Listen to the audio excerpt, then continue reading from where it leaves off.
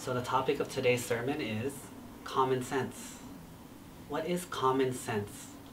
According to the definition of the word, it's the sense that everyone should have. It's something that everyone should know, right? However, this is not true, because many times we see that people do things that are very weird. People do things that seem very contrary to common sense.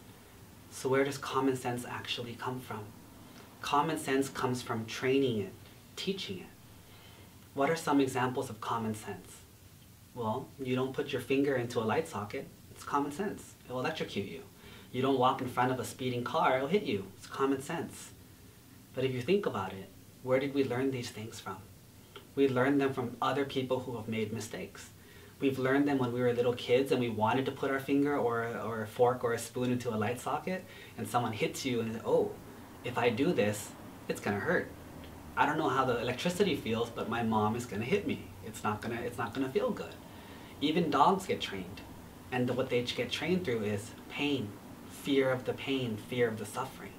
And that's what common sense means to a Buddhist. Common sense is not just something that we already know, something that everyone knows and we take it for granted. Common sense has to be trained. Now, over time, though, we apply common sense to the simple things. Don't kill people. Why? It's bad. That's not common sense. That's just the moral. What's the common sense part of it? There's a story that we've heard before where, let's say that we all have a little sister, and she gets brutally attacked and maybe raped and hurt really bad. As the older brother or the older sister, what do we feel like? We get very angry, and so we want to beat the crap out of that person. So we take a baseball bat, a gun, whatever, and we attack them and kill them. Well, why is that wrong? They hurt our sister really badly. We got them back. But if you looked at that story, what happened afterwards? Well, now the brother gets caught by the police, has to go to court, legal fees, social media. Now the brother's in jail for the rest of his life. And the sister who got raped and beat up and hurt, now not only did she physically get harmed by someone else, now she lost her brother too. So if you ask the brother, did you help your sister? Is what you did the best thing? Was it smart? No, it wasn't. Because now you've hurt your sister twice. When someone else hurt your sister, now you hurt your sister. So how come he didn't see that? Because to him, his anger, his revenge was so strong that it blocked his common sense. What did it block? It blocked him from seeing the consequences of his actions. So we come back to this question again. What is the difference between an adult and a child? You might say age, but that's not the answer. It's maturity. How come when, as a young girl or a young boy, you want to date someone and they say, you shouldn't date this person? And you say, well, he's cute. I want to date this guy. He's really cute. He's so nice to me. He got me a present. He bought me some cake one day. I want to date this guy.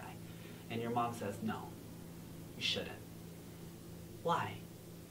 We think, oh, she doesn't like him. She doesn't trust me. She doesn't understand. But for her, she's seeing that, like, look, you're still young.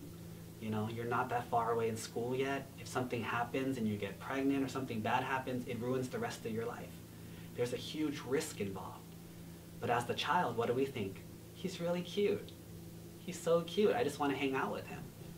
So what do we see? The child is the person that focuses only on what they want. The adult is the person that focuses on what does it cost?